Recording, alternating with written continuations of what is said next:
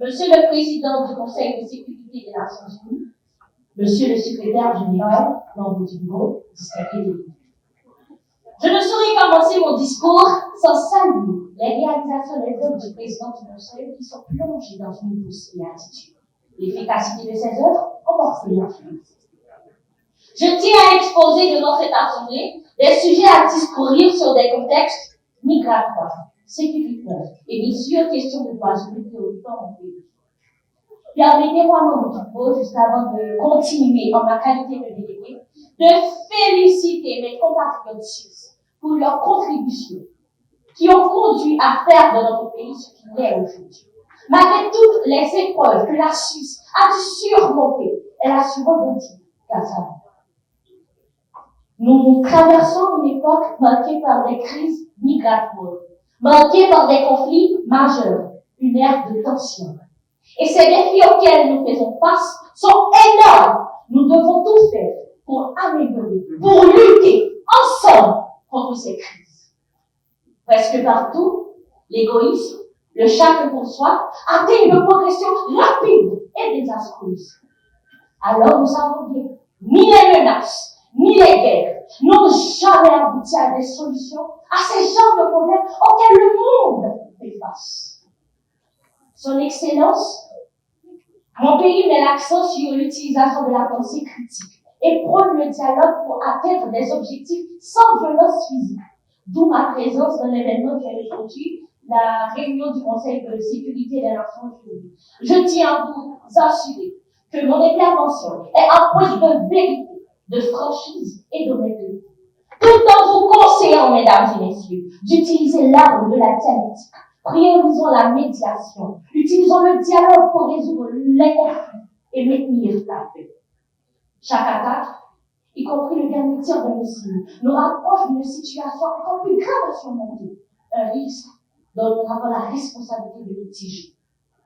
Cette terre qui s'étend sur 41 285 km² et qui défend les valeurs démocratiques, pas seulement au niveau national, mais aussi au niveau international, unus pro unum bes, omnes pour nous, tous pour un et un pour tous. À ce titre, nous réitérons notre appel fait lors de cette réunion du Conseil. Que tous les acteurs de toutes les régions fassent preuve de prudence et de la pique tout en respectant le droit international. Mon pays est souvent reconnu pour ce rôle de médiateur neutre entre les conflits internationaux, bien que cela puisse soulever des préoccupations majeures parfois, mais qui ne nous empêche pas d'accorder une grande importance aux droits fondamentaux, qui sont souvent violés par ce phénomène d'insécurité, d'instabilité politique. La question de la migration et de l'intégration reste une grande importance en Suisse, surtout au défi de l'intégration économique, sociale des nouveaux arrivants. Des efforts sont déployés pour prévenir, sensibiliser, traiter ce problème. Hélas, des efforts restent toujours nécessaires.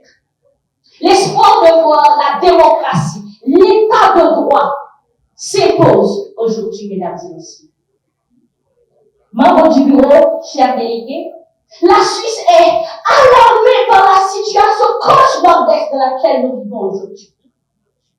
Nous devons, sans relâche, travailler pour remédier la paix, la sécurité et maintenir le droit international.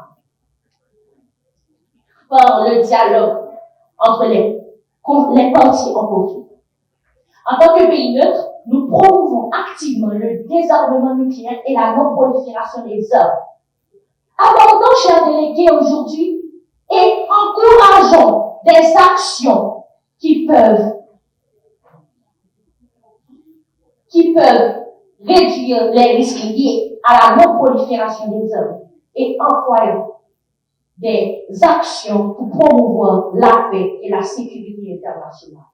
Son Excellence, distingué délégué, bien que la Suisse ne soit pas un des membres permanents du Conseil de sécurité des Nations Unies, elle estime plus que jamais de disposer d'un système multilatéral fort pour répondre aux défis mondiaux de notre ère et aux nouvelles menaces qui pèsent sur la paix internationale. et contribuant aux discussions et aux initiatives internationales. La Suisse s'appuie sur sa politique de neutralité et ses principes de coopération internationale. Les problèmes les plus urgents ne peuvent être affrontés et surmontés que dans une école commun. Thank you.